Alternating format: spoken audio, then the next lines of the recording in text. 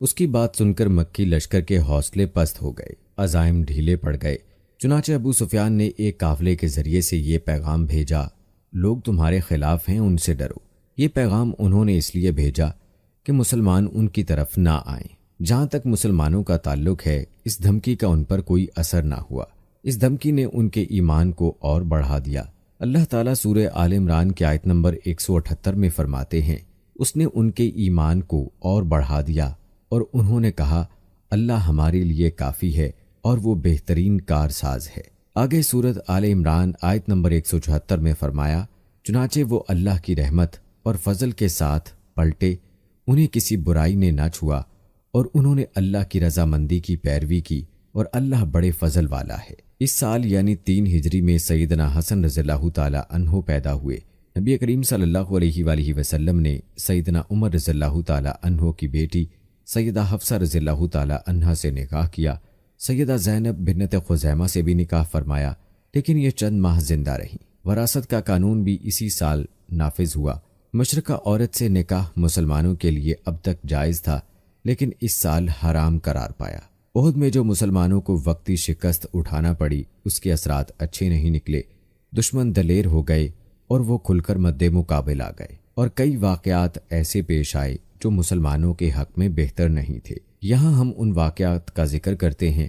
ازل اور قارہ قبائل کے کچھ لوگ رسول اللہ صلی اللہ علیہ وآلہ وسلم کے پاس آئے اور درخواست کی کہ اے اللہ کے رسول، ہمارے ہاں اسلام کا چرچا ہے لیکن دین سکھانے والا کوئی نہیں، چنانچہ آپ ہمیں دین سکھانے اور قرآن پڑھانے کے لیے کچھ لوگوں کو بھیج دیں۔ نبی کریم صلی اللہ علیہ وآلہ وسلم نے ان کی درخواست سن کر اپنے 10 صحابہ کرام کو سیدنا عاصم رضی اللہ تعالی عنہ کی امارت میں روانہ فرمایا۔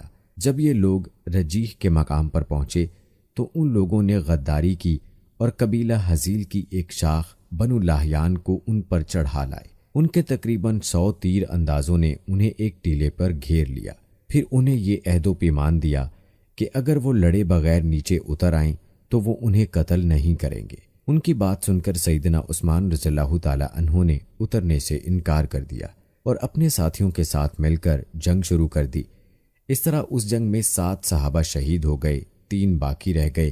کفار نے پھر وہی عہد دیا، چنانچہ وہ تینوں ٹیلے سے اتر آئے، مگر کفار نے بد عہدی کی اور انہیں باندھ لیا۔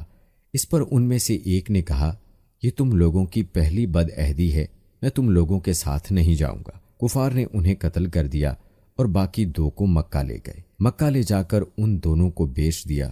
یہ دونوں خبیب بن عدی اور زید بن دسنہ رضی اللہ تعالی عنہ تھے۔ سیدنا خبیب رضی اللہ تعالی عنہ نے بدر میں حارث بن عامر بن نوفل کو قتل کیا تھا، لہٰذا انہیں کچھ عرصہ قید میں رکھ کر تنعیم لے جایا گیا اور قتل کر دیا گیا۔ انہوں نے قتل سے پہلے 2 رکعت نماز ادا کی اور ان پر بد دعا کی، پھر چند اشعار پڑھے، ان میں سے 2 یہ ہیں، میں مسلمان مارا جاؤں تو مجھے کچھ پرواہ نہیں کہ اللہ کی راہ میں کس پہلو پر قتل ہوتا ہوں، اور یہ تو اللہ کی ذات کے لیے ہے، اور اگر وہ چاہے تو بوٹی بوٹی کیے ہوئے اعضاء کو جوڑنے برکت عطا کر دے۔ اس کے بعد ابو سفیان نے حبیب سے کہا کہ کیا تم یہ پسند کرتے کہ تمہاری جگہ محمد صلی اللہ علیہ وآلہ وسلم ہمارے قبضے میں ہوتے اور ہم ان کی گردن مارتے اور تم اپنے اہل و عیال میں ہوتے؟ جواب میں انہوں نے فرمایا کہ اللہ کی قسم، مجھے تو یہ بھی گوارا نہیں کہ میں اپنے اہل و عیال میں ہوتا اور اس کے بدلے محمد صلی اللہ علیہ وآلہ وسلم جہاں آپ ہوں وہاں کوئی کانٹا چبھ جاتا اور وہ آپ کو تکلیف دیتا، یعنی میں تو اپنی جان کے بدلے میں انہیں ایک کانٹا چبھنے تک کی تکلیف دینا بھی گوارا نہیں کرتا۔ اور پھر اچانک حارث بن عامر کے بیٹے نے انہیں باپ کے بدلے میں قتل کر دیا۔ اب رہ گئے زید بن دسنہ، انہوں نے غزوہ بدر میں امیہ بن محدث کو قتل کیا تھا، چنانچہ انہیں اس کے بیٹے صفوان بن امیہ نے خرید کر قتل کر دیا۔ بعض کتب میں یوں ہے کہ یہ گفتگو ابو سفیان اور خبیب رضی اللہ تعالی عنہ کے درمیان نہیں ہوئی تھی، بلکہ زید بن دسنہ سے ہوئی تھی۔ سیدنا عاصم کی شہادت کے بعد قریش نے ان کا سر کاٹ کر لانے کے لیے اپنے کچھ لوگوں کو بھیجا۔ جب یہ لوگ ان کی لاش کے پاس پہنچے تو اللہ نے ان کی حفاظت کے لیے بھیڑوں کا ایک جھنڈ بھیجا۔ ان بھیڑوں نے کفار کو ان کے نزدیک بھی نہیں پھٹکنے دیا۔ دراصل سیدنا عاصم رضی اللہ تعالی عنہ نے شہادت سے پہلے یہ دعا کی تھی کہ اے اللہ، یہ کفار میری لاش کو نہ چھونے پائیں۔ سو اللہ نے ان کی دعا قبول فرمائی اور ان کی حفاظت کے لیے بھیڑوں کے جھنڈ کو بھیجا۔ سیدنا عمر رضی اللہ تعالی عنہ کو اس واقعے کی خبر ہوئی تو وہ فرمایا کرتے تھے کہ اللہ مومن بندے کی حفاظت اس کی وفات کے بعد بھی کرتا ہے جیسے اس کی زندگی میں کرتا ہے۔ انہی دنوں اس قسم کا واقعہ بئر معونہ پر پیش آیا۔ یہ واقعہ رجی والے واقعے سے کہیں زیادہ المناک تھا۔ ابو برا عامر بن مالک مدینہ منورہ اور خدمت نبی صلی اللہ علیہ وآلہ وسلم میں حاضر ہوا۔ یہ ملاب الاسنا کے لقب سے مشہور تھا۔ اس کا مطلب ہے نیزوں سے کھیلنے والا۔ آپ صلی اللہ علیہ وآلہ وسلم نے اسے اسلام کی دعوت دی، لیکن اس نے اسلام قبول نہ کیا، لیکن دوری بھی اختیار نہ کی اور یہ امید ظاہر کی کہ اگر اہل نجد کے پاس آدمی بھیج دیے جائیں تو وہ اسلام قبول کر لیں گے۔ اس نے یہ بھی کہا کہ آپ صلی اللہ علیہ وآلہ وسلم جن لوگوں کو بھیجیں گے وہ میری پناہ میں ہوں گے۔ چنانچہ رسول اللہ صلی اللہ علیہ وآلہ وسلم نے 70 صحابہ کی جماعت اس کے ساتھ روانہ کر دی۔ یہ 70 کے 70 قرآن کے حافظ اور قاری تھے۔ انہوں نے بئر معونہ پر پڑاؤ ڈالا۔ سیدنا حرام بن ملحان رسول اللہ صلی اللہ علیہ وآلہ وسلم کا خط لے کر قبیلے کے سردار اللہ کے دشمن عامر بن طفیل کے پاس گئے۔ اس نے خط پڑھنے کی بجائے اپنے ایک آدمی کو اشارہ کیا کہ آپ کو قتل کر دیا جائے۔ اس نے کمر کی طرف سے نیزے کا وار کیا، نیزہ آر پار ہو گیا۔ وہ یہ کہتے ہوئے گرے کہ رب کعبہ کی قسم میں کامیاب ہو گیا۔ پھر اس نے فوراً باقی صحابہ کرام پر حملے کرنے کے لیے بنو عامر کو آواز دی۔ وہ اس لیے نہ آئے کہ ابو برا عامر بن مالک نے مسلمانوں کو پناہ دی تھی۔ انہوں نے اس کی آواز پر کان نہ دھرے۔ چنانچہ اس نے بنو سلیم کو آواز دی۔ بنو سلیم اور اس کی چند شاخوں رال، زکوان اور اسیہ نے آ کر صحابہ کرام کا محاصرہ کر لیا اور سب کو شہید کر ڈالا۔ صرف کعب بن زید اور عمر بن امیہ زمری بچ گئے۔ کعب بن زید تو زخمی تھے، ان لوگوں نے انہیں مردہ خیال کیا، چنانچہ انہیں بعد میں شہداء کے درمیان میں سے اٹھا لیا گیا۔ وہ زندہ رہے اور غزوہ خندق میں شہید ہو گئے۔ عمر بن امیہ زمری مسلم بن عقبہ کے ساتھ اونٹ چرانے کے لیے گئے ہوئے تھے۔ انہوں نے پڑاؤ کی جگہ پر پرندوں کو منڈلاتے دیکھا تو بھانپ گئے کہ کوئی سانحہ ہو گیا ہے۔ فوراً وہاں پہنچے۔ حالات دیکھ کر مسلم بن عقبہ نے ان دشمنوں سے لڑ کر شہید ہونے کا فیصلہ کیا۔ چنانچہ وہ ان سے لڑے اور لڑتے لڑتے شہید ہو گئے۔ عمر بن امیہ کو قید کر لیا گیا۔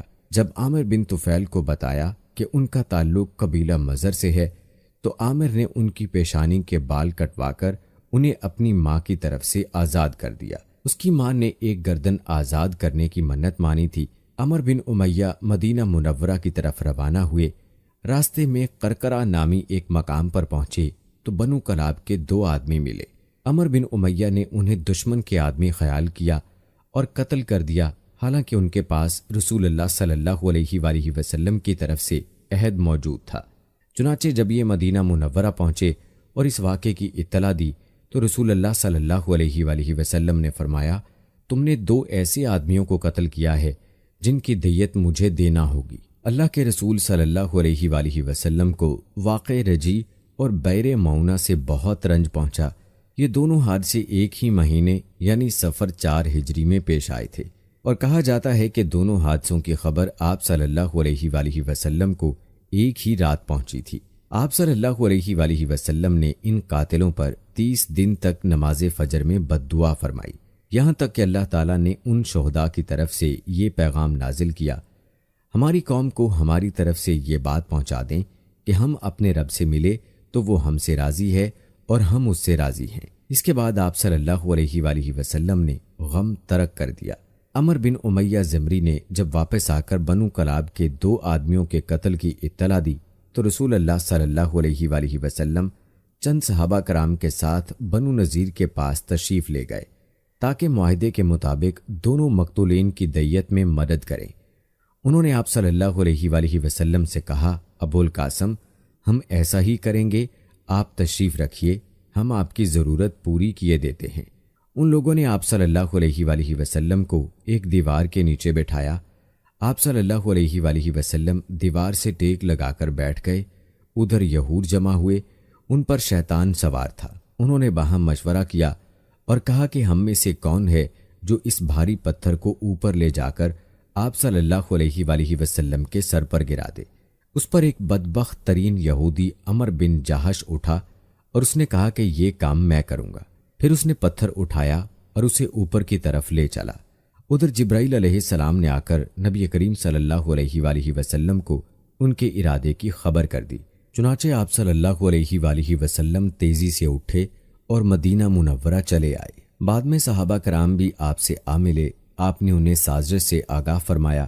اس واقعے پر نبی کریم صلی اللہ علیہ وآلہ وسلم نے محمد بن مسلمہ کو بنو نذیر کے پاس بھیجا۔ ان کے ذریعے سے آپ صلی اللہ علیہ وآلہ وسلم نے یہود کو پیغام دیا کہ تم لوگ مدینہ سے نکل جاؤ، اب تم یہاں نہیں رہ سکتے، تمہیں 10 دن کی مہلت ہے، اس کے بعد جو یہاں نظر آیا اس کی گردن مار دی جائے گی۔ رسول اللہ صلی اللہ علیہ وآلہ وسلم کے اس فرمان پر یہودیوں نے وہاں سے چلنے کی تیاری شروع کر دی، لیکن اسی دوران میں رئیس المنافقین عبداللہ بن ابی نے انہیں کہلا بھیجا کہ ڈٹ جاؤ اور یہاں سے نکلنے سے انکار کر دو، میرے ساتھ 2000 جنگجو ہیں، وہ تمہارے ساتھ تمہارے قلعوں میں داخل ہوں گے اور تمہاری حفاظت کی خاطر جان دے دیں گے، اور بنو قریظہ اور بنو غطفان بھی تمہاری مدد کریں گے۔ اس کا پیغام سن کر یہود نے اپنے اندر قوت اور مضبوطی محسوس کی اور رسول اللہ صلی اللہ علیہ وآلہ وسلم سے کہلا بھیجا کہ ہم یہاں سے نہیں جائیں گے، آپ جو کر سکتے ہیں کر لیں۔ یہ سن کر رسول اللہ صلی اللہ علیہ وآلہ وسلم نے کہا اللہ اکبر۔ صحابہ کرام رضوان اللہ مجمعین نے بھی مل کر کہا اللہ اکبر۔ نبی کریم صلی اللہ علیہ وآلہ وسلم نے مدینہ کا انتظام سیدنا ابن ام مکتوم کو سونپا اور جھنڈا سیدنا علی رضی اللہ تعالی عنہ کے حوالے کر کے بنو نذیر کے علاقے کا رخ کیا۔ وہاں پہنچ کر ان کا محاصرہ کر لیا۔ انہوں نے بھی اپنے قلعوں اور گڑھوں میں پناہ لے لی اور اسلامی لشکر پر تیر اور پتھر برسانے لگے۔ نبی کریم صلی اللہ علیہ وآلہ وسلم نے دیکھا کہ کھجور کے درخت اور باغات ان کے لیے ڈھال بنے ہوئے ہیں، چنانچہ آپ صلی اللہ علیہ وآلہ وسلم نے انہیں کاٹ ڈالنے اور جلانے کا حکم دیا۔ اس عمل سے یہودیوں کے حوصلے پست ہو گئے اور اللہ تعالیٰ نے ان کے دلوں پر مسلمانوں کا رعب طاری کر دیا۔ چنانچہ 6 روز بعد یا ایک دوسری روایت کے مطابق 15 روز بعد انہوں نے اس شرط پر ہتھیار ڈال دیے کہ وہ مدینہ منورہ سے جلا وطن ہو جائیں گے۔ اس موقع پر بنو قریظہ بھی ان سے الگ تھلگ رہے۔ منافقین کے سردار اور ان کے حریفوں نے بھی وعدہ خلافی کی اور ان کی مدد کو نہ آئے۔ رسول اللہ صلی اللہ علیہ وآلہ وسلم نے انہیں اجازت دی کہ وہ ہتھیاروں کے سوا جو ساز و سامان چاہیں لے جا سکتے ہیں۔ چنانچہ ان سے جو کچھ ہو سکا لے گئے، یہاں تک کہ دروازے، کھڑکیاں، کھونٹیاں اور چھتوں کی کڑیاں تک لے گئے۔ اللہ تعالیٰ سورہ حشر کی آیت نمبر 2 میں اس بارے میں فرماتے ہیں، وہ اپنے ہاتھوں اور اہل ایمان کے ہاتھوں اپنے گھر برباد کر رہے تھے، پس اے اہل بصیرت عبرت پکڑو۔ اس جلا وطنی کے بعد ان کی اکثریت اور بڑے لوگوں نے خیبر میں قیام کیا۔ ان کا ایک چھوٹا سا گروہ ملک شام میں جا بسا۔ رسول اللہ صلی اللہ علیہ وآلہ وسلم نے ان کی زمین مہاجرین اولین میں تقسیم کروا دی۔ صرف 2 انصاری صحابہ ابو دجانہ اور سہل بن حنیف کو ان کی تنگ دستی کے سبب اس میں سے عطا فرمایا۔ اس کے علاوہ آپ صلی اللہ علیہ وآلہ وسلم اسی میں سے اپنی ازواج مطہرات کے سال بھر کا خرچ نکالتے تھے۔ اس کے بعد جو کچھ بچتا اسے جہاد کی تیاری اور ہتھیاروں اور گھوڑوں کی خریداری میں صرف فرما دیتے تھے۔ آپ صلی اللہ علیہ وآلہ وسلم نے ان کے پاس سے 300 تلواریں بھی پائیں۔ ابو سفیان نے احد میں اعلان کیا تھا کہ اگلے سال جنگ ہوگی، چنانچہ شعبان 4 ہجری کی آمد پر رسول اللہ صلی اللہ علیہ وآلہ وسلم اس کے اعلان کے مطابق بدر کا رخ کیا اور وہاں ٹھہر کر ابو سفیان کا انتظار کرتے رہے۔ آپ صلی اللہ علیہ وآلہ وسلم کے ساتھ 1500 کا لشکر اور 10 گھوڑے تھے۔ جھنڈا سیدنا علی رضی اللہ تعالی عنہ کے ہاتھ میں تھا۔ آپ صلی اللہ علیہ وآلہ وسلم نے مدینہ کا انتظام امام عبداللہ بن رواحہ کے ہاتھوں میں سونپا تھا۔ دوسری طرف ابو سفیان بھی 2000 کا لشکر لے کر روانہ ہوا، جس میں 50 سوار تھے۔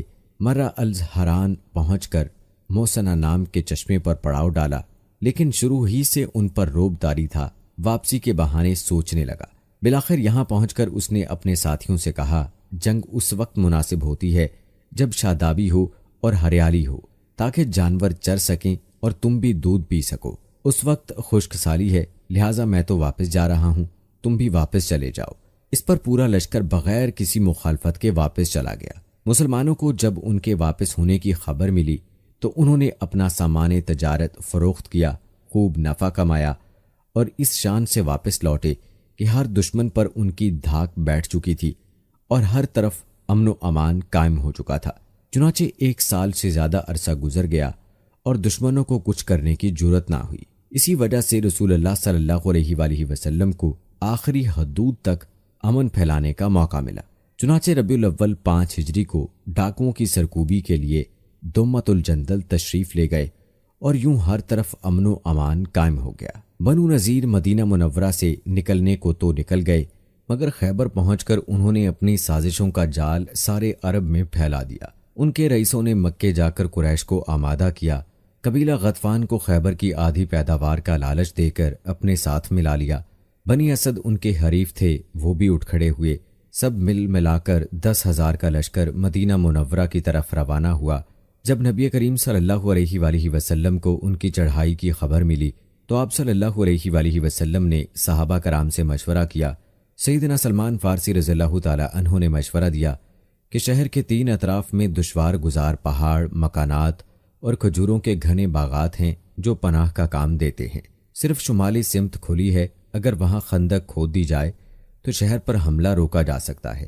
آپ صلی اللہ علیہ وآلہ وسلم نے یہ رائے پسند کی، لہٰذا آپ نے اسی طرف ہیرا شرقیہ اور غربیہ کے درمیان سب سے تنگ مقام منتخب کیا جو کم و بیش 1 میل ہے۔ وہاں خندق کھود کر دونوں ہروں کو ملا دیا۔ آپ صلی اللہ علیہ وآلہ وسلم نے ہر 10 آدمیوں کو 40 ہاتھ خندق کھودنے کا حکم دیا اور خود بھی خندق کھودنے اور مٹی ڈھونے میں شریک ہو گئے۔ لوگوں نے خندق کھودنے میں بڑی مشقتیں برداشت کیں، بالخصوص سردی اور بھوک کی شدت۔ لوگوں نے رسول اللہ صلی اللہ علیہ وآلہ وسلم سے بھوک کی شکایت کی اور اپنے پیٹوں پر ایک ایک پتھر بندھے دکھائے تو آپ صلی اللہ علیہ وآلہ وسلم نے انہیں اپنے پیٹ پر 2 پتھر دکھلا دیے۔ خندق کی کھدائی کے دوران بعض نشانیاں بھی دیکھنے میں آئیں۔ سیدنا جابر رضی اللہ تعالی عنہ نے رسول اللہ صلی اللہ علیہ وآلہ وسلم کی بھوک کی سختی دیکھی تو صبر نہ کر سکے، اپنی بکری کا ایک بچہ ذبح کیا اور ان کی بیوی نے جو پیسے اور پھر خفیہ طریقے سے رسول اللہ صلی اللہ علیہ وآلہ وسلم کو چند صحابہ سمیت دعوت دی، مگر رسول اللہ صلی اللہ علیہ وآلہ وسلم سارے اہل خندق کے ساتھ، جن کی تعداد 1000 تھی، چل پڑے اور سب نے شکم سیر ہو کر کھایا۔ پھر بھی ہانڈی بھری ہوئی ابلتی رہی اور آٹے سے روٹی پکتی رہی۔ اس طرح سیدنا برا کے ساتھیوں کا ایک سخت چٹان سے سامنا ہوا۔ نبی کریم صلی اللہ علیہ وآلہ وسلم نے اتر کر بسم اللہ کہا اور کدال سے ایک ضرب لگائی تو ایک ٹکڑا کٹ گیا اور اس سے ایک روشنی نکلی۔ آپ صلی اللہ علیہ وآلہ وسلم نے فرمایا، اللہ اکبر۔ مجھے شام کی کنجیاں دی گئیں اور اس وقت میں اس کے سرخ محل دیکھ رہا ہوں۔ اس کے بعد آپ صلی اللہ علیہ وآلہ وسلم نے دوسری ضرب لگائی اور فتح فارس کی خوشخبری سنائی، پھر تیسری ضرب لگائی اور فتح یمن کی خوشخبری سنائی اور پوری چٹان کٹ گئی۔ ادھر قریش اور ان کے پیروکار 4000 کا لشکر لے کر آئے، ان کے ساتھ 300 گھوڑے اور 1000 اونٹ تھے۔ ان کا سالار ابو سفیان تھا اور جھنڈا عثمان بن طلحہ نے اٹھا رکھا تھا۔ جب یہ لشکر مدینہ کے قریب پہنچا تو خندق دیکھ کر دنگ رہ گیا، چنانچہ انہیں مدینہ منورہ کے باہر پڑاؤ کرنا تھا۔ ادھر 3000 مسلمان پوری طرح ہوشیار تھے اور خندق کی نگرانی کر رہے تھے۔ دونوں اطراف سے تیر اندازی شروع ہوئی جو کئی دن تک جاری رہی۔ ایک روز مشرکین کے شاہ سواروں کی ایک جماعت نے ایک تنگ مقام سے خندق عبور کر لی۔ ان لوگوں میں عمر بن عبدود، اکرمہ بن ابو جہل اور زرار بن خطاب وغیرہ شامل تھے۔ ان کے گھوڑے اندر داخل ہو کر چکر کاٹنے لگے۔ ایسے میں سیدنا علی رضی اللہ تعالی عنہ چند مسلمانوں کے ساتھ نکلے اور جس مقام سے انہوں نے خندق عبور کی تھی اس پر قبضہ کر لیا۔ اس طرح انہوں نے ان لوگوں کو واپسی کا راستہ بند کر دیا۔ اس پر عمر بن عبدود نے انہیں مقابلے کے لیے للکارا۔ وہ بہت بہادر اور ظالم تھا۔ سیدنا علی رضی اللہ تعالی عنہ نے کوئی بات کہہ کر اسے بھڑکا دیا۔ وہ گھوڑے سے اتر آیا۔ اب دونوں نے بڑھ چڑھ کر ایک دوسرے پر وار کیے۔ آخر سیدنا علی رضی اللہ تعالی عنہ نے اسے ایک کاری ضرب لگائی، وہیں ڈھیر ہو گیا۔ باقی مشرک بچ نکل کر بھاگنے میں کامیاب ہو گئے۔ بھاگتے وقت ان کی بدحواسی کا عالم یہ کہ اکرمہ اپنا نیزہ چھوڑ کر بھاگ گیا۔ نوفل بن عبداللہ خندق میں جا گرا، جسے مسلمانوں نے قتل کر دیا۔ اب مشرکین نے تیر اندازی شروع کر دی۔ تیروں کے ساتھ وہ پتھر بھی برسا رہے تھے۔ مسلمان عورتیں ایک قلعے میں محفوظ تھیں۔ وہ قلعہ بنو قریظہ کے پاس تھا۔ بنو قریظہ نے جب یہ دیکھا کہ مسلمان حملے کی زد میں ہیں، ادھر میدان خالی ہے، تو قلعے پر قبضے کی نیت سے آگے بڑھے۔ ایک یہودی تو پھاٹک کے پاس پہنچ گیا اور تو نے بھی انہیں دیکھ لیا اور ان کے ارادے کو بھانپ لیا۔ سیدنا زبیر رضی اللہ تعالی عنہ کی والدہ اور نبی کریم صلی اللہ علیہ وآلہ وسلم کی پھوپھی سیدہ صفیہ رضی اللہ تعالی عنہا آگے بڑھیں اور ان پر حملہ کر دیا۔ آن کی آن میں وہ ڈھیر ہو گیا۔ کیا انہوں نے اس کا سر کاٹ کر میدان میں پھینک دیا؟ اپنے ساتھی کا سر دیکھ کر بنو قریظہ کے لوگ یہ سمجھے کہ قلعے میں مسلمانوں کی فوج موجود ہے، اس لیے آگے بڑھنے سے رک گئے اور واپس لوٹ گئے۔ غزوہ خندق شوال 5 ہجری میں پیش آیا تھا۔ مشرکین نے تقریباً 1 ماہ تک مسلمانوں کا محاصرہ جاری رکھا۔ اس کا مطلب ہے کہ محاصرہ شوال میں شروع ہوا اور ذقت میں ختم ہوا۔ ابن سعد کا بیان ہے کہ جس روز رسول اللہ صلی اللہ علیہ وآلہ وسلم واپس ہوئے وہ بدھ کا دن تھا اور ذقت ختم ہونے میں 7 دن باقی تھے۔ اس جنگ میں دونوں اطراف کے بہت کم لوگ مارے گئے، یعنی 10 مشرکین اور 7 مسلمان۔ ان میں سے ایک تیر سعد بن معاذ رضی اللہ تعالی عنہ کو لگا، جس سے ان کے بازو کی بڑی رگ کٹ گئی۔ انہوں نے اللہ سے دعا کی کہ قریش کی جنگ اگر باقی ہے تو انہیں زندہ رکھے، ورنہ اسی زخم کو ان کی موت کا سبب بنا دے۔ البتہ دعا میں یہ بھی کہا، اللہ مجھے موت نہ دے یہاں تک کہ بنو قریظہ سے میری آنکھیں ٹھنڈی ہو جائیں۔ خندق کی لڑائی دراصل جان اور مال کے نقصان کی نہیں تھی، بلکہ یہ جنگ اعصاب کی تھی۔ اس میں کوئی خونریز مارکا پیش نہیں آیا، لیکن پھر بھی یہ اسلامی تاریخ کی ایک فیصلہ کن جنگ تھی۔ اس جنگ کے نتیجے میں مشرکین کے حوصلے پست ہو گئے اور ان پر یہ بات واضح ہو گئی کہ مسلمانوں کی ایک چھوٹی سی جماعت کو جو مدینہ منورہ میں نشو و نما پا رہی تھی ختم نہیں کر سکتے۔ وہ کیا عرب کی کوئی بھی طاقت انہیں ختم نہیں کر سکتی؟ اس خیال کی وجہ یہ تھی کہ وہ خندق میں مشرکین بڑی طاقت، بھاری ساز و سامان کے ساتھ آئے تھے۔ اس سے بڑی طاقت فراہم کرنا عربوں کے بس کی بات نہیں تھی۔ اس لیے رسول اللہ صلی اللہ علیہ وآلہ وسلم نے احزاب سے واپسی پر فرمایا، اب ہم ان پر چڑھائی کریں گے، وہ ہم پر چڑھائی نہیں کریں گے۔ اب ہمارا لشکر ان کی طرف جائے گا۔ رسول اللہ صلی اللہ علیہ وآلہ وسلم غزوہ خندق سے واپس آ کر ابھی کپڑے اتار کر حضرت ام سلمہ رضی اللہ تعالی عنہا کے گھر میں غسل کر کے ابھی فارغ ہوئے تھے کہ جبرائیل علیہ السلام تشریف لے آئے اور بنو قریظہ کی طرف نکلنے کا حکم دے کر بولے کہ میں آگے آگے جا رہا ہوں، ان قلعوں میں زلزلہ برپا کروں گا اور ان کے دلوں میں دہشت ڈال دوں گا۔ یہ کہہ کر وہ فرشتوں کے ساتھ روانہ ہو گئے۔ ادھر رسول اللہ صلی اللہ علیہ وآلہ وسلم نے منادی کروا دی کہ جو شخص سن رہا ہے اور اطاعت کرتا ہے وہ عصر کی نماز بنو قریظہ میں ادا کرے گا۔ اس کے آپ صلی اللہ علیہ وآلہ وسلم نے مدینہ کا انتظام ابن ام مکتوم کو سونپا اور سیدنا علی رضی اللہ تعالی عنہ کو جنگ کا پرچم تھما کر ایک ہراول دستے کے ساتھ آگے روانہ کیا۔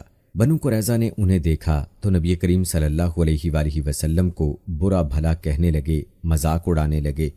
ادھر مسلمان اعلان سن کر جھٹ پٹ تیار ہو کر نکل پڑے۔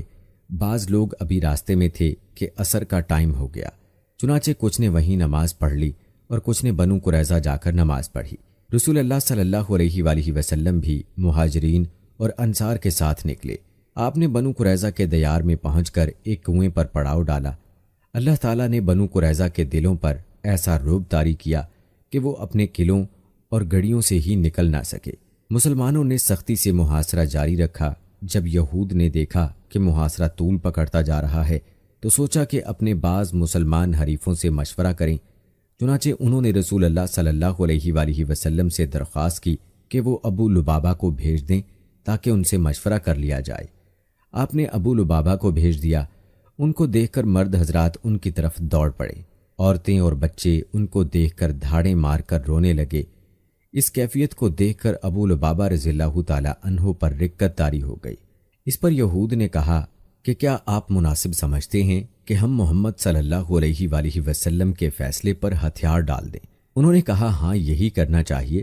ساتھ ہی انہوں نے اپنے حلق کی طرف اشارہ کیا کہ تم تباہ کر دیے جاؤ۔ تاہم انہیں فوراً احساس ہوا کہ یہ اشارہ کر کے انہوں نے اللہ اور اس کے رسول صلی اللہ علیہ وآلہ وسلم سے خیانت کی ہے۔ چنانچہ وہاں سے واپس لوٹے تو سیدھے مسجد نبوی میں پہنچے تھے۔ خود کو ایک ستون کے ساتھ باندھ لیا اور قسم کھائی کہ اب مجھے رسول اللہ صلی اللہ علیہ وآلہ وسلم اپنے ہاتھ مبارک سے کھولیں گے۔ رسول اللہ صلی اللہ علیہ وآلہ وسلم کو اس کی اطلاع ہوئی تو انہوں نے فرمایا کہ اگر میرے پاس آ گئے ہوتے تو میں ان کے لیے مغفرت کی دعا کرتا، اگر وہ یہ کام کر بیٹھے ہیں تو ہم بھی انہیں چھوڑے رکھتے جب تک اللہ ہی ان کے بارے میں فیصلہ فرما دے۔ ادھر محاصرے نے مزید طول پکڑا تو بنو قریظہ کے حوصلے مزید پست ہو گئے۔ چنانچہ 25 روز کے بعد انہوں نے اپنے آپ کو رسول اللہ صلی اللہ علیہ وآلہ وسلم کے حوالے کر دیا اور کہا کہ آپ ہمارے بارے میں جو فیصلہ چاہیں کریں، ہمیں منظور ہے۔ چنانچہ مردوں کو باندھ لیا اور عورتوں اور بچوں کو علیحدہ کر لیا۔ کس پر قبیلہ اس کے لوگوں نے عرض کیا، یہ ہمارے خلیفہ ہیں، ان پر رحم کیا جائے جس طرح بنو قینقاع پر احسان فرمایا تھا۔ آپ صلی اللہ علیہ وآلہ وسلم نے فرمایا، کیا آپ لوگ اس پر راضی ہیں کہ آپ کے بارے میں آپ میں سے ہی کوئی آدمی فیصلہ کرے؟ انہوں نے کہا، کیوں نہیں، ہمیں یہ منظور ہے۔ آپ صلی اللہ علیہ وآلہ وسلم نے حضرت سعد کو بلا بھیجا۔ انہیں غزوہ خندق میں زخم لگا تھا، اس وجہ سے وہ مدینہ منورہ میں تھے۔ انہیں گدھے پر سوار کر کے لایا گیا۔ جب یہ رسول اللہ صلی اللہ علیہ وآلہ وسلم کے پاس پہنچے تو آپ نے فرمایا کہ اپنے سردار کی طرف اٹھو۔ چنانچہ یہ لوگ اٹھ کر ان کے استقبال کے لیے گئے، انہیں چاروں طرف سے گھیر لیا اور کہنے لگے، آپ ہمارے حریف ہیں، ہمارے لیے اچھا فیصلہ کیجیے۔ سیدنا سعد خاموش تھے، انہوں نے ان کی بات کا کوئی جواب نہ دیا۔ جب وہ لوگ زیادہ اصرار کرنے لگے تو وہ بولے کہ اب وقت آ گیا ہے کہ سعد کو اللہ کے بارے میں ملامت کرنے پر کسی ملامت کرنے والے کی پرواہ نہیں۔ اس پر بعض لوگ مدینہ منورہ لوٹ آئے اور قیدیوں کی موت کا اعلان کر دیا۔ جب سعد رضی اللہ تعالی عنہ اترے تو انہیں بتایا گیا کہ بنو قریظہ ان کی ثالثی پر متفق ہیں، تو انہوں نے فیصلہ سنایا کہ مردوں کو قتل کر دیا جائے، عورتوں اور بچوں کو قید کر لیا جائے اور اموال تقسیم کر دیے جائیں۔ رسول اللہ صلی اللہ علیہ وآلہ وسلم نے فرمایا، تم نے ان لوگوں کے بارے میں وہی فیصلہ کیا ہے جو 7 آسمانوں کے اوپر سے اللہ کا فیصلہ ہے۔ یہ فیصلہ یہودی شریعت کے مطابق تھا، بلکہ ان کی شریعت سے کہیں زیادہ نرم اور رحم پر مبنی تھا۔ سیدنا سعد کے اس فیصلے کے بعد بنو قریظہ کو مدینے لایا گیا اور بنو نجار کی ایک عورت کے گھر میں قید کر دیا گیا۔ یہ حارث کی بیٹی تھی۔ اس کے بعد مدینہ منورہ کے بازار میں خندق کھودی گئی اور انہیں وہاں لے جایا گیا اور ان خندقوں میں ان کی گردنیں ماری گئیں۔ ان کی تعداد 400 کے قریب تھی۔ یہ بھی کہا جاتا ہے کہ 6 اور 700 کے درمیان تھی۔ انہی کے ساتھ بنو نذیر کا سردار بھی مارا گیا۔ یہ ان 20 سرداروں میں سے تھا جنہوں نے قریش اور بنو غطفان کو جنگ کے لیے آمادہ کیا تھا، پھر بنو قریظہ کے پاس آ کر انہیں عہد شکنی پر آمادہ کیا تھا، یہاں تک کہ انہوں نے مسلمانوں کے مشکل ترین وقت میں ان کے ساتھ غداری کی اور غداری کرتے وقت اس سے یہ شرط لگائی تھی کہ وہ ان کے ساتھ رہے، جو حشر ان کا ہوگا اس کا بھی وہی ہوگا۔ چنانچہ محاصرہ ختم ہونے کے بعد اور ہتھیار ڈال دینے کے بعد یہ بھی ان کے ساتھ قتل کر دیا گیا۔ جب بنو قریظہ کا کام تمام ہو گیا تو بندہ صالح سعد بن معاذ کی دعا قبول ہوگی۔ وہ مسجد نبوی کے خیمے میں تھے تاکہ نبی کریم صلی اللہ علیہ وآلہ وسلم پاس ہی سے ان کی عیادت کر لیا کریں۔ ایک دن ان کے اوپر سے ایک بکری گزر گئی، اس سے ان کا زخم تازہ ہو گیا اور ہنسلی کی ہڈی کے پاس سے خون بہنے لگا۔ اس قدر خون جاری ہوا کہ ان کی موت واقع ہو گئی۔ اس کا جنازہ مسلمانوں کے ساتھ ساتھ فرشتوں نے بھی اٹھایا اور ان کی موت پر رحمان کا عرش لرز اٹھا۔ ادھر ابو لبابہ پر 6 راتیں گزر چکی تھیں۔ نماز کے وقت ان کی بیوی ان کو کھول دیتی تھی، اس کے بعد وہ پھر سے اپنے آپ کو باندھ لیتے تھے۔ آخر سیدہ ام سلمہ رضی اللہ تعالی عنہ کے گھر میں ان کی توبہ نازل ہوئی۔ سیدہ ام سلمہ رضی اللہ تعالی عنہ نے ان کو بشارت دی تو لوگ ان کو کھولنے کے لیے دوڑ پڑے، لیکن انہوں نے لوگوں کو روک دیا اور کہا کہ رسول اللہ صلی اللہ علیہ وآلہ وسلم کے سوا مجھے کوئی نہ کھولے۔ آخر رسول اللہ صلی اللہ علیہ وآلہ وسلم نماز فجر کے لیے نکلے تو انہیں کھول دیا۔ غزوہ بنو قریظہ کے بعد مسلمانوں نے اور کی فوجی سرگرمیاں انجام دیں۔ ان میں اہم یہ ہیں کہ یہی ثمامہ بن اسال رسول اللہ صلی اللہ علیہ وآلہ وسلم اور ان کے لائے گئے دین کو سخت ناپسند کرتا تھا۔ چنانچہ محرم 6 ہجری کو مسلمہ کذاب کے کہنے پر بھیس بدل کر نبی کریم صلی اللہ علیہ وآلہ وسلم کو قتل کرنے نکلے، اور ادھر رسول اللہ صلی اللہ علیہ وآلہ وسلم محمد بن مسلمہ بہن کے ساتھ 30 سواروں کو سریحہ کے اطراف میں بھیجا تھا تاکہ بنی بکر بن کلاب کو تنبیہ کریں۔ سریحہ بصرہ کے راستے میں مدینہ منورہ سے 7 رات کے وقت فاصلے پر واقع ہے۔ 3 سواروں نے واپس آتے ہوئے ثمامہ بن اسال کو دیکھ لیا، انہیں ان پر شک گزرا، چنانچہ گرفتار کر کے مدینہ منورہ لے آئے اور مسجد کے ایک ستون سے باندھ دیا۔ نبی کریم صلی اللہ علیہ وآلہ وسلم وہاں سے گزرے تو فرمایا، سمامہ تمہارے نزدیک کیا ہے؟ انہوں نے فرمایا میرے نزدیک خیر ہے، اگر قتل کرو گے تو ایک خون والے کو قتل کرو گے، اگر احسان کرو گے تو ایک احسان والے پر احسان کرو گے، اگر مال مانگو جو چاہو دے دیا جائے گا۔ نبی کریم صلی اللہ علیہ وآلہ وسلم ان کی بات سن کر مسکرا دیے اور انہیں ان کے حال پر چھوڑ کر آگے بڑھ گئے۔ دوسرے روز نبی کریم صلی اللہ علیہ وآلہ وسلم پھر ادھر سے گزرے تو فرمایا کہ سمامہ تمہارا کیا حال ہے؟ وہ بولا میں ٹھیک ہوں، اگر قتل کرو گے تو ایک قصاص والے کو قتل کرو گے، اگر احسان کرو گے تو ایک قدردان پر احسان کرو گے، اگر مال چاہو تو مانگو جو چاہو دیا جائے گا۔ آپ صلی اللہ علیہ وآلہ وسلم ان کی بات سن کر مسکرائے اور آگے بڑھ گئے۔ تیسرے دن پھر یہی گفتگو ہوئی۔ اس روز آپ صلی اللہ علیہ وآلہ وسلم نے فرمایا یا سمامہ کو چھوڑ دو۔ صحابہ کرام رضوان اللہ اجمعین نے انہیں چھوڑ دیا۔ اس کے بعد انہوں نے غسل کیا اور مسلمان ہو گئے۔ اسلام لانے کے بعد وہ بولے کہ اللہ کی قسم، اسلام لانے سے پہلے روئے زمین پر کوئی چہرہ آپ صلی اللہ علیہ وآلہ وسلم کے چہرے سے زیادہ قابل نفرت نہیں تھا، لیکن اب آپ صلی اللہ علیہ وآلہ وسلم کا چہرہ روئے زمین پر سب سے زیادہ محبوب ہو گیا ہے، اور اللہ کی قسم ہم اسلام لانے سے قبل کوئی بھی دین اسلام سے زیادہ ناپسند نہیں تھا، لیکن اب آپ صلی اللہ علیہ وآلہ وسلم کا دین تمام ادیان سے زیادہ محبوب ہو گیا ہے۔ واپسی پر سیدنا سمامہ رضی اللہ تعالی عنہ عمرہ کے لیے مکہ گئے تو قریش نے انہیں اسلام لانے پر ملامت کی۔ اس پر وہ بولے کہ اللہ کی قسم تمہارے پاس یمامہ سے گندم کا ایک دانہ بھی نہیں آئے گا جب تک رسول اللہ صلی اللہ علیہ وآلہ وسلم اس کی اجازت نہ دے دیں۔ چنانچہ واپسی پر انہوں نے اہل مکہ کے لیے گندم کی فروخت کی ممانعت کر دی، جس سے وہ مشکل میں پڑ گئے، یہاں تک کہ انہوں نے رسول اللہ صلی اللہ علیہ وآلہ وسلم کو خط لکھا جس میں انہوں نے اپنی قرابت کا واسطہ دیا اور درخواست کی کہ آپ سمامہ کو لکھ دیں کہ وہ گندم فروخت کرنے کی اجازت دے دیں۔ آپ صلی اللہ علیہ وآلہ وسلم نے سمامہ رضی اللہ تعالی عنہ کو لکھ دیا۔ بنو لحیان جنہوں نے رجی کے مقام پر دھوکے سے 8 صحابہ کرام کو شہید کیا تھا اور 2 کو اہل مکہ کے ہاتھوں فروخت کر دیا تھا، جہاں وہ بے دردی سے شہید کر دیے گئے تھے، یہ لوگ حجاز کے بہت اندر اصفہان کے حدود میں آباد تھے، اس لیے رسول اللہ صلی اللہ علیہ وآلہ وسلم نے ان سے انتقام لینے کے لیے قدر تاخیر سے کام لیا۔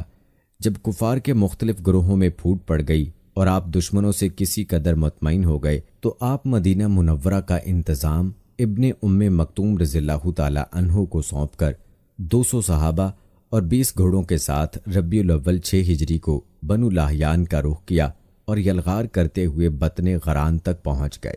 آپ صلی اللہ علیہ وآلہ وسلم نے شہید کیے گئے صحابہ کرام کے لیے دعائے مغفرت کی۔ 2 روز تک یہی قیام فرمایا۔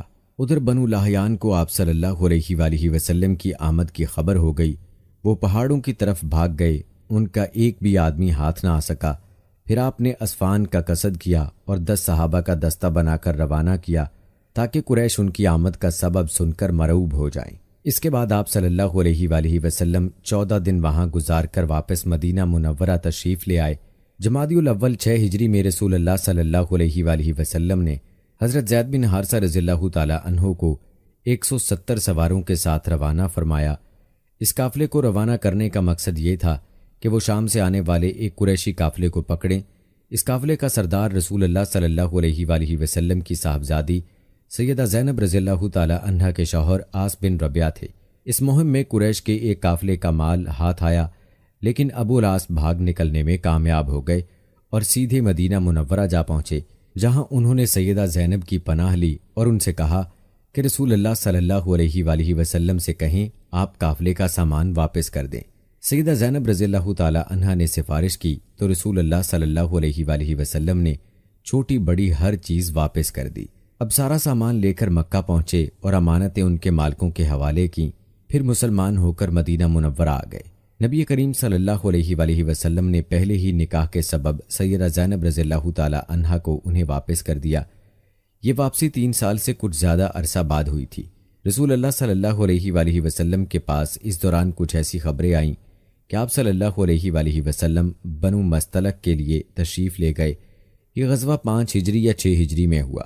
بنو مستلق بنو قزا کی ایک شاخ تھی۔ بنو قزا کے لوگ عام طور پر رسول اللہ صلی اللہ علیہ وآلہ وسلم کے خیر خواہ تھے، مگر یہ شاخ قریش کی طرفدار تھی۔ جب رسول اللہ صلی اللہ علیہ وآلہ وسلم کو معلوم ہوا کہ یہ لوگ آپ سے لڑنے کے لیے جنگ کی تیاری کر رہے ہیں۔ آپ نے اس خبر کی تحقیق کے لیے بریدہ بن حصیب رضی اللہ تعالی عنہ کو بھیجا۔ ان سے معلوم ہوا کہ خبر درست ہے، لہذا آپ نے مدینہ منورہ کا انتظام سیدنا زید بن حارثہ کو سونپا اور بنو مستلق کی طرف یلغار کرتے ہوئے نکلے تاکہ بالکل اچانک ان پر ٹوٹ پڑیں۔ آپ کے ساتھ 700 صحابہ کرام تھے اور بنو مستلق اس وقت مریسا نامی ایک چشمے پر پڑاؤ ڈالے ہوئے تھے۔ آپ نے اس حال میں ان پر چھاپا مارا کہ وہ غافل تھے، بعض کو قتل کیا، عورتوں اور بچوں کو گرفتار کیا اور مال مویشی پر قبضہ کر لیا۔ اس وقت شعبان 5 ہجری کے آخری دن تھے اور یہ بھی کہا جاتا ہے کہ 6 ہجری کے شروع کے دن تھے۔ قیدیوں میں بنو مستلق کے رئیس حارث بن ابی زرار کی بیٹی جویریہ بھی تھی۔ مدینہ آ کر ان کے اسلام لانے پر نبی کریم صلی اللہ علیہ وآلہ وسلم نے انہیں آزاد کر کے ان سے شادی کر لی۔ اس پر صحابہ کرام نے بنو مستلق کے 100 گھرانے آزاد کر دیے، یہ پہلے ہی مسلمان ہو چکے تھے۔ صحابہ کرام نے انہیں آزاد کرتے ہوئے کہا، یہ رسول اللہ صلی اللہ علیہ وآلہ وسلم کے سسرال کے لوگ ہیں۔ اس طرح ام المومنین سیدہ جویریہ رضی اللہ تعالی عنہا اپنی قوم کے لیے ایک عظیم برکت والی خاتون ثابت ہوئیں۔ اس غزوہ سے واپسی پر مسلمانوں کے پاس پینے اور وضو کے لیے پانی نہ بچا تو تیمم نازل ہوا۔ اسی سال پردے کا حکم نازل ہوا۔ مسلمان مردوں اور عورتوں کو نگاہ نیچی رکھنے کا حکم دیا گیا۔ پردے کے متعلق احکامات سورہ نور کی آیت نمبر 30 اور 31 میں تفصیل سے موجود ہیں۔ پردے کے اس حکم سے پاکیزہ خواتین بلکہ سب خواتین کی عزت و عصمت کو ہمیشہ کے لیے پناہ گاہ مل گئی اور معاشرے میں عورتوں کی عزت و وقار کو قابل قدر تحفظ مل گیا۔ کس طرح عورتوں کے احترام میں اس طرح اضافہ ہوا کہ جو کائنات کے کسی نظام نے عورتوں کو عطا نہیں کیا تھا۔ خواتین کو اگر اپنا مرتبہ، حیثیت اور مقام پتہ کرنا ہو تو انہیں تعلیم اسلام کے راستے میں یہ سب کچھ میسر ہوگا۔ چند سال پہلے تک اسلام کی راہ میں مشکلات کے پہاڑ حائل تھے، لیکن اب رسول اللہ صلی اللہ علیہ وآلہ وسلم کے اخلاق و تدبر سے اور مسلمانوں کے اخلاص، ایثار اور کوششوں سے وہ ایک ایک کر کے دور ہو گئے۔ اب اسلام کی ترقی کی راہ میں بس 2 ہی رکاوٹیں رہ گئی تھیں، ایک مکہ کے مشرک اور دوسرا خیبر کے یہودی۔ مکہ کے مشرکوں سے آپ یہ چاہتے تھے کہ وہ اسلام کی تبلیغ کو امن و امان سے آگے بڑھنے دیں اور جو لوگ خوشی سے اس حلقے میں آنا چاہیں انہیں یہ موقع دیا جائے۔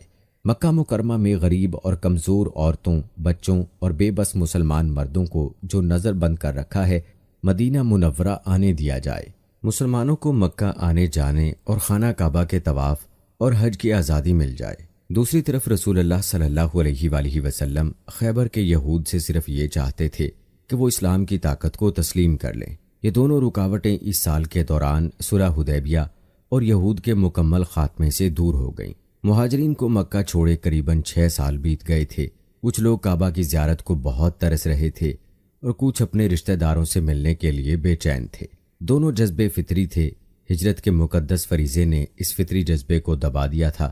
ہجرت کے 6 سال مدینہ منورہ میں رسول اللہ صلی اللہ علیہ وآلہ وسلم کو خواب دکھلایا گیا کہ آپ اور آپ کے صحابہ امن کے ساتھ مسجد حرام میں داخل ہوئے۔ آپ صلی اللہ علیہ وآلہ وسلم نے خانہ کعبہ کی کنجی لی اور صحابہ کرام سمیت بیت اللہ کا طواف اور عمرہ کیا۔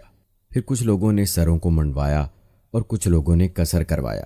آپ صلی اللہ علیہ وآلہ وسلم نے صحابہ کرام کو اس خواب کی اطلاع دی اور یہ بتلایا کہ آپ عمرہ ادا فرمائیں گے، لہٰذا صحابہ کرام بھی سفر کے لیے تیار ہو گئے۔ آپ صلی اللہ علیہ وآلہ وسلم نے مدینہ کے گرد و پیش کی آبادیوں میں بھی روانگی کا اعلان کروا دیا، لیکن انہوں نے چلنے میں دیر کر دی۔ رسول اللہ صلی اللہ علیہ وآلہ وسلم پیر کے روز یکم ذقعد 6 ہجری کو 1400 مہاجرین و انصار کے ساتھ مدینہ سے روانہ ہوئے اور اپنے ساتھ قربانی کے جانور بھی لیے تاکہ لوگ جان لیں کہ آپ جنگ کے لیے نہیں عمرے کے لیے جا رہے ہیں۔ ذی الحلیفہ پہنچ کر جانوروں کو کلابے پہنائے گئے، ان کی کوہانے چیر کر نشان بنایا اور عمرے کا احرام باندھا۔ نبی کریم صلی اللہ علیہ وآلہ وسلم نے سفر جاری رکھا۔ اسفان پہنچے تو آپ کو اطلاع دی گئی کہ قریش مسلمانوں کو بیت اللہ سے روکنے اور جنگ کرنے کا تہیہ کیے بیٹھے ہیں اور خالد بن ولید کو 200 سواروں کے ساتھ قرل امین بھیج دیا ہے تاکہ وہ مکہ آنے والا راستہ بند رکھیں۔ نیز اپنی مدد کے لیے حلیف قبائل کو بھی جمع کر لیا ہے۔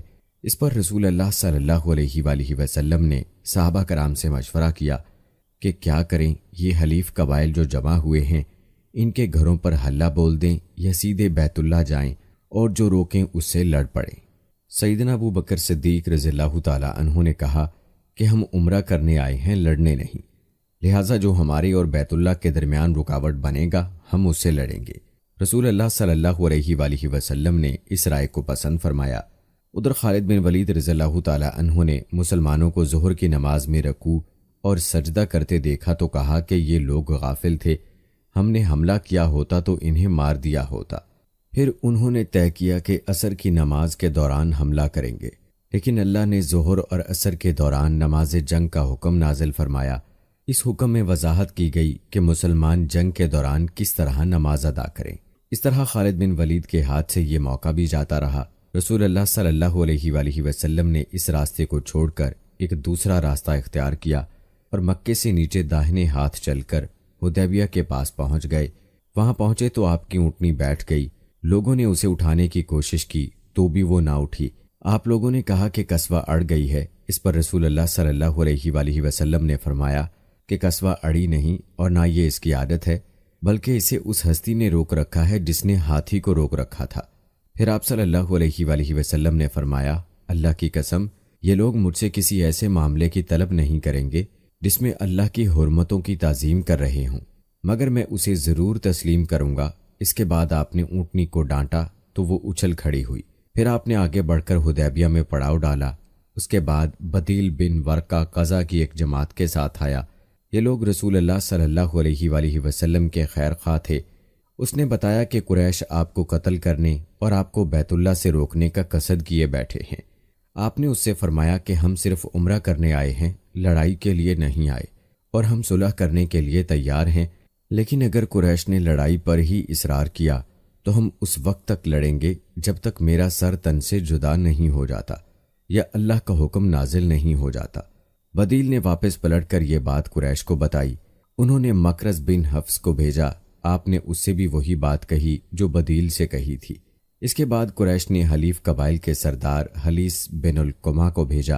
آپ نے اسے دیکھ کر فرمایا کہ یہ شخص ایسی قوم سے تعلق رکھتا ہے جو قربانی کے جانوروں کا بہت احترام کرتی ہے، لہٰذا جانوروں کو کھڑا کر دو۔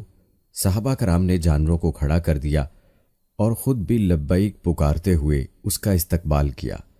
اس نے یہ حالت دیکھی تو کہا، سبحان اللہ، ان لوگوں کو بیت اللہ سے روکنا ہرگز مناسب نہیں۔ بیت اللہ کے رب کی قسم، قریش برباد ہوئے، یہ لوگ عمرہ کرنے آئے ہیں۔ قریش نے یہ بات سنی تو کہا، بیٹھ جاؤ، تم عرابی ہو، تمہیں چال بازیوں کا کوئی علم نہیں۔ اس کے بعد قریش نے عروہ بن مسعود کو بھیجا۔ اس نے آ کر بات کی۔ آپ صلی اللہ علیہ وآلہ وسلم نے اس سے بھی یہی کہا۔ اس نے دربار نبوت کی کیفیت دیکھی تو دنگ رہ گیا۔ اس نے مکہ واپس جا کر کہا کہ میں نے کیسر و کسرا کے دربار دیکھے ہیں، لیکن جیسے جانثار محمد بن عبداللہ صلی اللہ علیہ وآلہ وسلم کو ملے ہیں ان کی کوئی مثال نہیں۔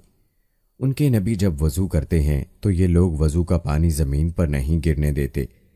اب رسول اللہ صلی اللہ علیہ وآلہ وسلم نے طے کیا کہ قریش کے پاس ایک سفیر بھیجیں جو انہیں یقین دلائے کہ آپ عمرے کے لیے ہی آئے ہیں۔ چنانچہ آپ صلی اللہ علیہ وآلہ وسلم نے سیدنا عثمان غنی کو روانہ کیا اور انہیں یہ حکم دیا کہ وہ مکہ کے کمزور مردوں اور عورتوں کے پاس جا کر انہیں قریب کی فتح کے بارے میں خوشخبری سنا دی اور انہیں یہ بتلا دیں کہ اللہ تعالیٰ اپنے دین کو مکہ میں ظاہر اور غالب کرنے والا ہے، یہاں تک کہ کسی کو ایمان چھپانے کی ضرورت نہیں ہوگی۔ چنانچہ سیدنا عثمان رضی اللہ تعالیٰ عنہ مکے کی پناہ میں داخل ہوئے اور پیغام پہنچایا۔ قریش نے سیدنا عثمان کو پیشکش کی کہ بیت اللہ کا طواف کر لیں۔ اس پر سیدنا عثمان نے فرمایا، یہ کیسے ممکن ہے کہ رسول اللہ صلی اللہ علیہ وآلہ وسلم کو تو بیت اللہ کے طواف سے روک دیا اور عثمان طواف کرے۔ پھر انہوں نے سیدنا عثمان رضی اللہ تعالیٰ عنہ کو روک لیا۔ غالباً وہ یہ چاہتے تھے کہ آپس میں مشورہ کر لیں اور پھر اپنے جواب سمیت ان کو رخصت کریں۔ جب انہیں لوٹنے میں دیر ہوئی تو مسلمانوں میں یہ افواہ پھیل گئی کہ انہیں قتل کر دیا گیا ہے۔ چونکہ قاصد کے قتل کا مقصد اعلان جنگ ہے، اس لیے رسول اللہ صلی اللہ علیہ وآلہ وسلم نے فرمایا کہ ہم لوگ اس جگہ سے ٹل نہیں سکتے جب تک ان کے لیے کوئی مار کا آرائی نہ کر لیں۔ پھر آپ نے ایک درخت کے نیچے 1400 صحابہ سے بیعت لی۔ صحابہ نے بڑی گرم جوشی کے ساتھ موت پر اور میدان سے نہ بھاگنے پر بیعت لی۔ اس موقع پر رسول اللہ صلی اللہ علیہ وآلہ وسلم نے اپنا ایک ہاتھ دوسرے ہاتھ سے پکڑ کر فرمایا، یہ عثمان کا ہاتھ ہے۔ لیکن جب بیعت مکمل ہو چکی تھی اور سیدنا عثمان رضی اللہ تعالی عنہ آ گئے، اللہ تعالیٰ نے اس بیعت کی فضیلت میں سورہ فتح کی آیت 18 نازل فرمائی۔ یقیناً اللہ مومنین سے راضی ہوا جب وہ آپ سے درخت کے نیچے بیعت کر رہے تھے، اور وہیں سے اس کا نام بیعت رضوان مشہور ہوا۔ قریش نے اس بات کا سنا تو ان پر بہت زبردست روب طاری ہوا اور صلح کے لیے سہیل بن عمر کو بھیجا۔ سہیل بن عمر نے ایک لمبی گفتگو کی، آخر کار یہ شرائط طے ہوئیں۔ نمبر 1، رسول اللہ صلی اللہ علیہ وآلہ وسلم اس سال مکے میں داخل ہوئے بغیر لوٹ جائیں گے، اگلے سال مکہ آئیں گے اور 3 روز قیام کریں گے۔ ان کے ساتھ کوئی ہتھیار نہیں ہوگا، صرف تلوار ہوگی، وہ بھی میان کے اندر۔ نمبر 2، فریقین میں 10 سال کے لیے جنگ بند رہے گی۔ نمبر 3، جو شخص محمد صلی اللہ علیہ وآلہ وسلم کے عہد میں داخل ہونا چاہے ہو سکتا ہے، اور جو قریش کے عہد میں داخل ہونا چاہے ہو سکتا ہے۔ نمبر 4، قریش کا جو آدمی مسلمانوں کی پناہ میں جائے گا، مسلمان اسے قریش کے حوالے کر دیں، لیکن مسلمانوں کا جو شخص قریش کی پناہ میں آئے گا، قریش اسے واپس نہیں کریں گے۔ نمبر 5، اس کے بعد آپ صلی اللہ علیہ وآلہ وسلم نے سیدنا علی رضی اللہ تعالی عنہ کو بلایا اور فرمایا کہ لکھو بسم اللہ الرحمن الرحیم۔ اس پر سہیل بن عمر نے فرمایا، ہم نہیں جانتے کہ رحمان کیا ہے، آپ بسمی کا اللہم لکھیں۔ رسول اللہ صلی اللہ علیہ وآلہ وسلم نے انہیں یہی لکھنے کا حکم دیا۔ پھر آپ نے املا لکھوائی۔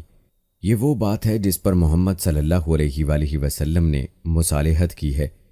اس پر سہیل نے کہا کہ اگر ہم جانتے کہ آپ اللہ کے رسول ہیں تو ہم نہ آپ کو بہت اللہ سے روکتے اور نہ آپ سے جنگ کرتے، لہٰذا آپ محمد بن عبداللہ لکھوائیں۔ آپ صلی اللہ علیہ وآلہ وسلم نے فرمایا، میں اللہ کا رسول ہوں اگرچہ تم جھٹلاؤ۔ پھر آپ صلی اللہ علیہ وآلہ وسلم نے سیدنا علی رضی اللہ تعالی عنہ کو فرمایا کہ لفظ رسول اللہ صلی اللہ علیہ وآلہ وسلم کو مٹا کر محمد بن عبداللہ لکھیں۔ سیدنا علی رضی اللہ تعالی عنہ انہوں نے مٹانا گوارا نہ کیا، اس لیے رسول اللہ صلی اللہ علیہ وآلہ وسلم نے خود اپنے دست مبارک سے مٹایا۔ پھر پوری دستاویز کے 2 نسخے لکھے گئے، ایک قریش کے لیے اور دوسرا مسلمانوں کے لیے۔ صلح حدیبیہ کی شرائط شروع میں بہت سخت تھیں، اس لیے کچھ مسلمانوں کو انہیں ماننے میں تعمل ہو رہا تھا، لیکن جب رسول اللہ صلی اللہ علیہ وآلہ وسلم خود انہیں مانتے تو انکار کی جرت کون کرتا؟ اور پھر چند دن بعد ہی ثابت ہو گیا کہ یہ شرائط اسلام کے حق میں بہت ہی فائدہ مند تھی۔ ابھی صلح نامہ لکھا جا رہا تھا کہ سہیل کے صاحبزادے ابو جندل بیڑیاں گھسیٹتے آ پہنچے۔ سہیل نے ان کی واپسی کا مطالبہ کر دیا۔ نبی کریم صلی اللہ علیہ وآلہ وسلم نے فرمایا، ابھی تو تحریر مکمل بھی نہیں ہوئی۔ اس پر سہیل نے کہا، تب میں آپ سے صلح ہی نہیں کرتا۔ آپ صلی اللہ علیہ وآلہ وسلم نے فرمایا، اچھا تو تم اسے میری خاطر چھوڑ دو۔ اس نے کہا، یہ بھی نہیں ہو سکتا۔ پھر سہیل نے ابو جندل کو مارا۔ ابو جندل نے چیخ کر کہا کہ مسلمانوں، کیا میں مشرکین کی طرف واپس کیا جاؤں گا کہ وہ مجھے میرے دین سے فتنے میں ڈالیں؟ اتنے میں اس پر اللہ کے رسول صلی اللہ علیہ وآلہ وسلم نے فرمایا، صبر کرو اور ثواب کا باعث سمجھو، اللہ تمہارے لیے اور تمہارے علاوہ جو کمزور مسلمان ہیں ان سب کے لیے کشادگی اور پسند کی جگہ بنائے گا۔ ہم نے مشرکین سے صلح کر لی ہے، ہم نے ان کو اور انہوں نے ہمیں اس پر اللہ کا عہد دے رکھا ہے، اس لیے ہم اس پر بد عہدی نہیں کریں گے۔ اس صلح کا اثر اسلامی دعوت کی رفتار پر بہت عام ہوا۔ عرب سے ملنے اور انہیں اسلام کی دعوت دینے کا موقع مسلمانوں کو ملا، چنانچہ لوگ بکثرت اسلام میں داخل ہوئے، اور صرف 2 سال میں مسلمانوں کی تعداد اتنی ہو گئی کہ 19 برسوں میں نہیں ہوئی تھی۔ اکابرین قریش جو کہ قریش کا نچوڑ تھے، یعنی عمر بن عاص رضی اللہ تعالی عنہ، خالد بن ولید رضی اللہ تعالی عنہ اور عثمان بن طلحہ رضی اللہ تعالی عنہ جیسے افراد اپنی رغبت اور مرضی سے اسلام میں داخل ہونے کے لیے مسجد نبوی آئے، اسلام پر بیعت کی اور اس کے راستے میں جان و مال، عزت، طاقت اور اپنا سب کچھ قربان کرنے کا معاہدہ کیا۔ تب آپ صلی اللہ علیہ وآلہ وسلم نے فرمایا، مکہ نے اپنے جگر گوشوں کو ہمارے حوالے کر دیا۔ محرم 7 ہجری میں رسول اللہ صلی اللہ علیہ وآلہ وسلم نے خیبر کا قصد فرمایا۔ اس موقع پر ان لوگوں نے بھی اجازت مانگی جو حدیبیہ کے موقع پر پیچھے رہ گئے تھے۔ آپ صلی اللہ علیہ وآلہ وسلم نے فرمایا، میرے ساتھ وہی روانہ ہو جسے جہاد کی خواہش ہو، رہا مال غنیمت، اس میں سے کچھ نہیں ملے گا۔ اس اعلان کے بعد آپ صلی اللہ علیہ وآلہ وسلم کے ساتھ بیت رضوان والے ہی 1400 صحابہ روانہ ہوئے۔ آپ خیبر جانے والے راستے پر روانہ ہوئے۔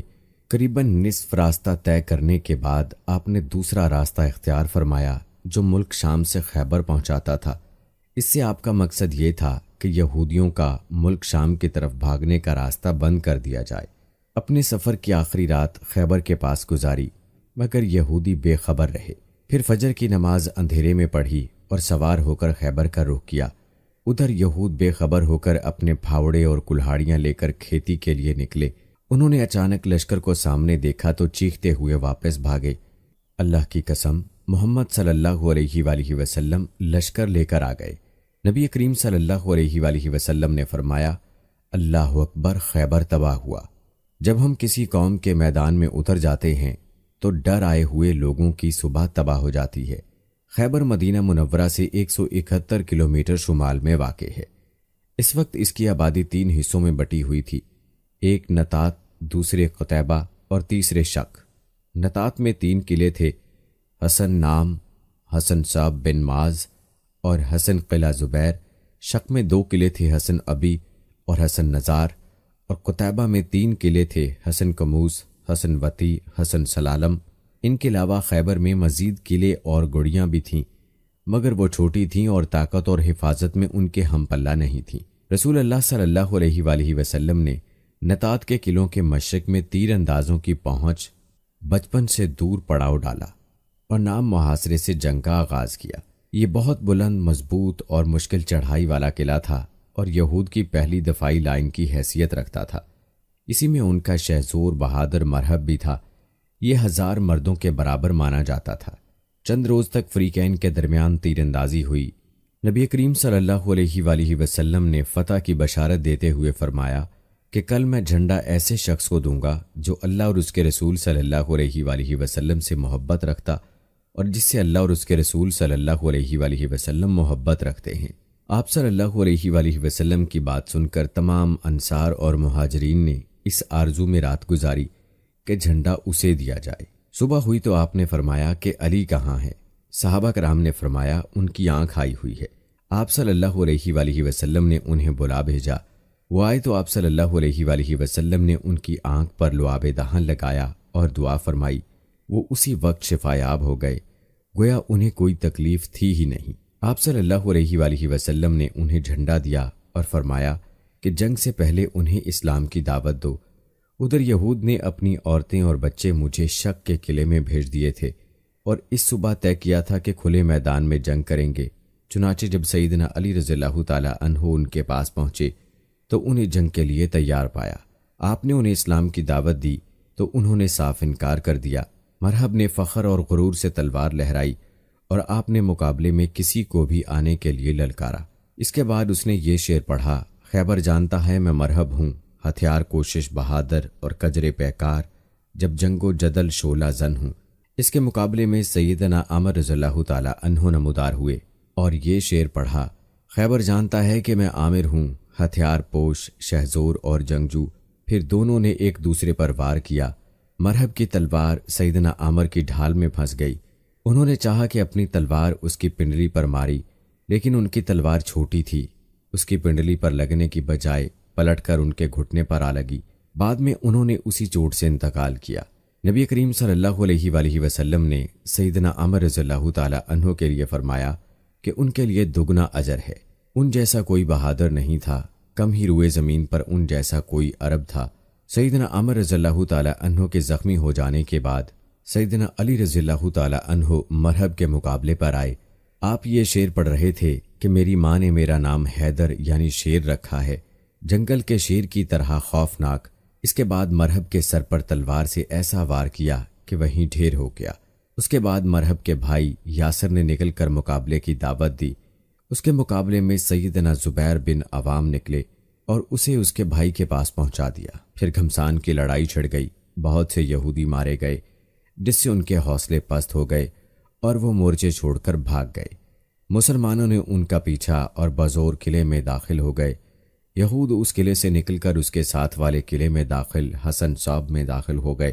ادھر مسلمانوں کو حسن نام میں بہت سا غلہ، کھجوریں اور اسلحہ ملا۔ اس کے بعد مسلمانوں نے سیدنا خباب بن منظر کی قیادت میں حسن صوب کا محاصرہ کر لیا۔ یہ محاصرہ 3 دن تک جاری رہا۔